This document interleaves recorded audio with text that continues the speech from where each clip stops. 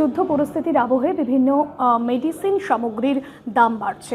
আমরা দেখেছি যে গত কয়েকদিন ধরে হরমুজ প্রণালী দিয়ে যেভাবে তেলের ট্যাঙ্কারগুলোকে আটকে দেওয়া হয়েছে, প্রবেশের অনুমতি দেওয়া হয়নি, আর এবার কন্ডোমের দাম বা বিভিন্ন গর্ভনিরোধক যে বড়ি রয়েছে, গর্ভনিরোধক যে মেডিসিনগুলো রয়েছে তার দাম বাড়তে চলেছে। কারণ বিভিন্ন ক্ষেত্রে সাধারণ মানুষজন, অর্থাৎ এই যে কন্ডোম থেকে শুরু করে বিভিন্ন ক্ষেত্রে গর্ভনিরোধক যে দ্রব্যগুলো রয়েছে যেগুলোর সঙ্গে বিভিন্নভাবে রিলেটেড রয়েছে এই সামগ্রী যেগুলো বেশিরভাগ ক্ষেত্রে গ্যাস বা তেলের ওপর নির্ভর করে।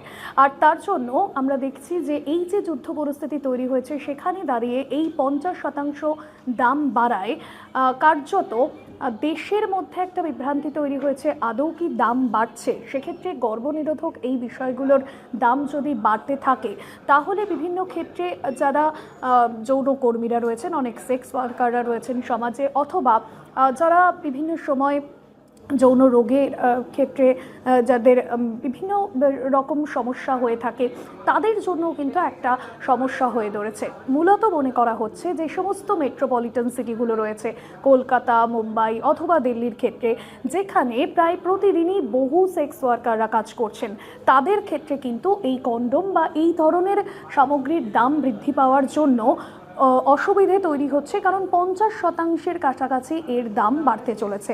আর এবার মনে করা হচ্ছে যে ম্যানকাইন্ডের মতন যে সমস্ত ব্র্যান্ডগুলো রয়েছে তারাও কিন্তু যাবতীয় যে প্রোডাক্টগুলো রয়েছে, যারা বিভিন্ন ক্ষেত্রে প্রেগনেন্সি সম্পর্কিত যে বিষয়গুলো থাকে সেই ক্ষেত্রেও দাম বাড়ছে।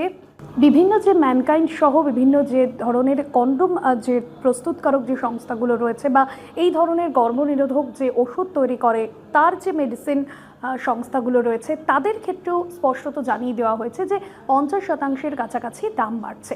তবে প্যাকেটজাত দ্রব্যের ক্ষেত্রে আমরা দেখেছিলাম যে দামের একটা ভারসাম্য বা দামের একটা ইমব্যালেন্স তৈরি হয়েছে এই যুদ্ধ পরিস্থিতিতে দাঁড়িয়ে। মূলত প্লাস্টিক জাতীয় যে জিনিসগুলো রয়েছে, যেগুলো পলিথিনের সঙ্গে রিলেটেড থাকছে, সেই জিনিসগুলোর দাম বাড়ছে। আর এই আবহেই কিন্তু এই ধরনের প্রোডাক্টের দাম বাড়ছে। তবে আগামী দিনে এখনও পর্যন্ত যে নির্দেশিকা বা মেডিসিনারি যে নির্দেশিকাগুলো জারি করা হয় গোটা দেশ জুড়ে, সেই নির্দেশিকা জারি করা হয়নি। তবে এই দামটা যদি বাড়তে থাকে, আপনাদের একবার জানিয়ে রাখি, ভারতের ক্ষেত্রে যে যে জায়গাগুলোতে মূলত দাম বাড়ার সম্ভাবনা থাকছে, কারণ কাঁচামালের যে ক্রমবর্ধমান খরচ যা তৈরিতে, অর্থাৎ এই গর্ভনিরোধক যে জিনিসগুলো রয়েছে সেগুলো তৈরিতে মূলত 40 থেকে 50% কাঁচামাল সামগ্রী লাগে, বা প্লাস্টিকের বা পলিথিনের যে ব্যবহার হয় সেটাও কিন্তু অনেক ক্ষেত্রে 40 থেকে 50% এই তেলের উপর নির্ভর করতে হয়, বা জ্বালানি গ্যাসের উপর নির্ভর করতে হয় যে ফ্যাক্টরিগুলো রয়েছে।